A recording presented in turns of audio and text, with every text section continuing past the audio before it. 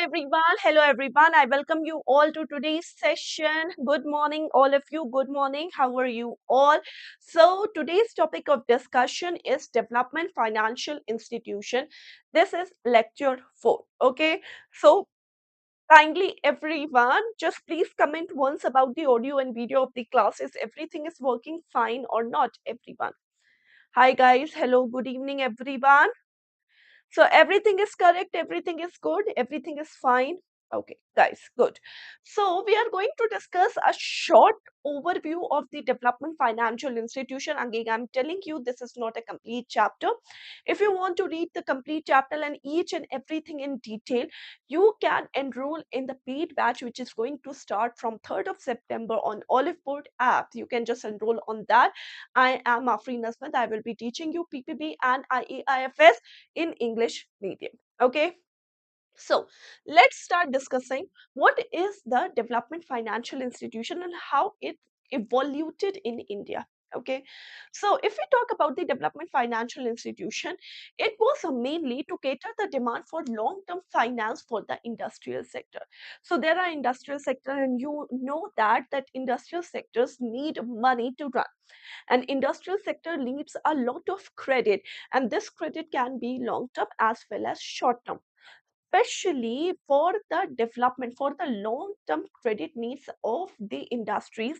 There are development financial institution which has been set up. The very first development financial institution in India was set up in year 1948, and the name was IFCI, Industrial Financial Corporation of India. This is very important. What was the, or which was the first development financial institution which was set up? It was in year 1948, and the name was IFCI, Industrial Finance Corporation of India. Next, if we talk about the a good number of financial institution was set up after 1974. So after 1974, there was flood of development financial institution, and a lot of development financial institution has been set up after the 1974, which includes like Nabard, National Bank for Agriculture and Rural Development, established in 1982, Exim, established in 1982, Export Import Bank of India. Third, Shipping Credit and Investment Company of India, which was set up in 1986.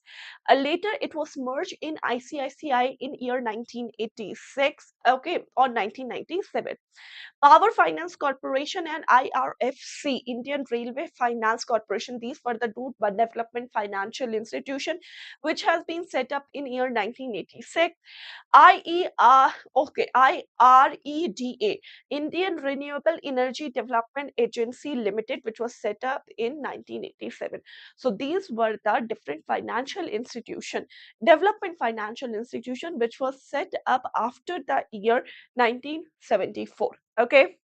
Next, if we talk about the objectives of development financial institution, why this development financial institution set up? So first of all, development financial institution is actually a specialized bank which helps to cater the need of long term credit of the industry. So what are the long term credit of the industries? To cater the need of long term credit of the industry, there was development financial institution. First of all, they serve as an agent of development. They serve as a agent of development in various sectors like industries or agriculture or industries trade. They actually accelerate the growth of the economy. They helps to allocate resources to high priority areas. They foster rapid industrialization, particularly in the private sector, so as to provide employment opportunity as well as the higher production. Next, to foster the public-private partnership, to develop the entrepreneurial skills, to promote the development of rural areas, to finance housing, small-scale industries, infrastructure, and social utilities, planning, promoting, developing industries to fill the gap in the industrial sector. So these are all the objectives of the development financial institution.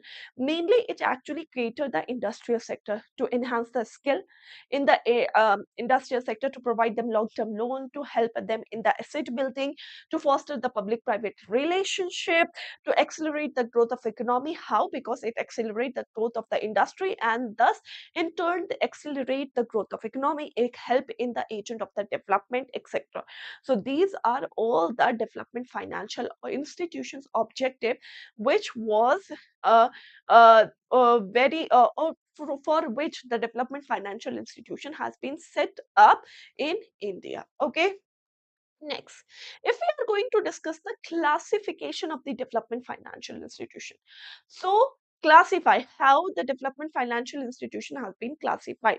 So the development financial institution is classified into four categories. There is a development banks, there is a specialized financial institution, there are investment institution and state level institution. Like if we talk about the development banks, so different development banks like IFCI, like IDBI, ICI, SCICI, SIDBI, Nabard. These are the different development banks. Okay. Next, a specialized financial institution like Exim Bank, Nabard, TFCI, TDICI, investment institution LIC, UTI, state level institution SFCs and SIDCs. So these are the different classification of the DFIs. Now these classification will be given in detail in the paid classes. So if you haven't joined the paid classes, you kindly join the paid classes, because the each and every detail of the classification given here is given in the paid batches. Okay. Now next, if we talk about the different some type of development financial institution, or what is the role of the development financial institution. First, if we talk about the development financial institution, the main objective is to extend the term loan for setting up new units for expansion, modernization, and rehabilitation of existing unit. So there was modernization, rehabilitation, and expansion of the units. Okay, and for which there was the industrial development or extended term loans for that.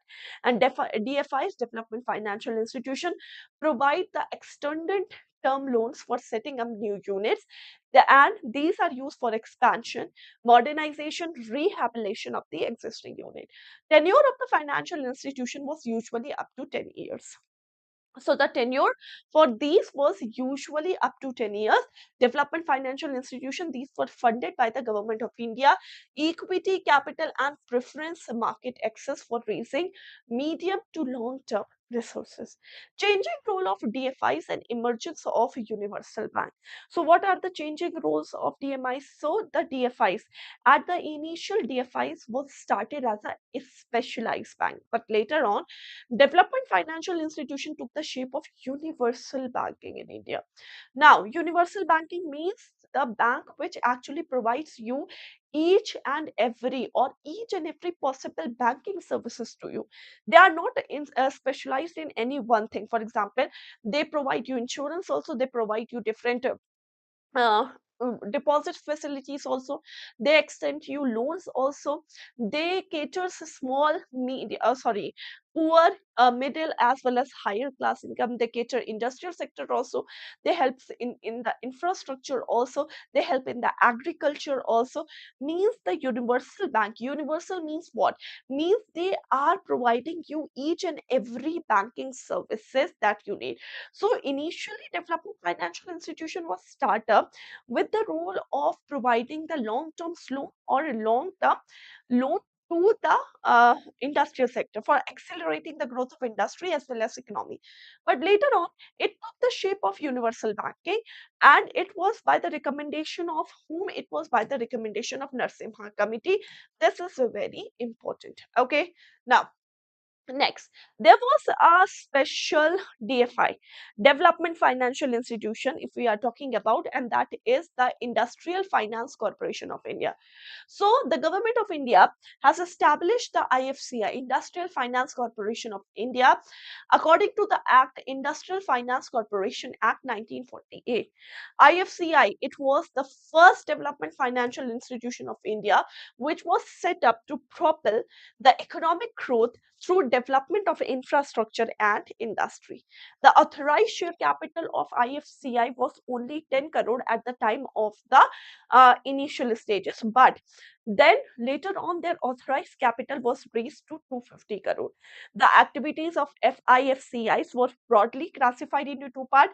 They help in the financing activities, like they provide you loans, advances, credit facilities, project finances, etc., as well as they provide you the promotional activities. Promotional activities, like they help you in the industry promotion, industrial development, or entrepreneur development, infrastructure development, etc. Okay, so this was IFCI, Industrial Finance Corporation of India. Lastly, we can talk about the NAFID. NAFID, the full form, you have to remember, NAFID, the full form is National Bank for Financing Infrastructure and Development. So NAFID is was regulated and supervised by All India Financial Institution, AIFI.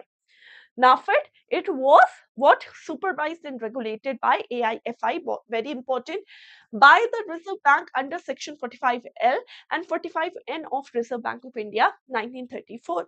The NAFID Act 2021 is divided into 7 chapters, which consist of 48 sections.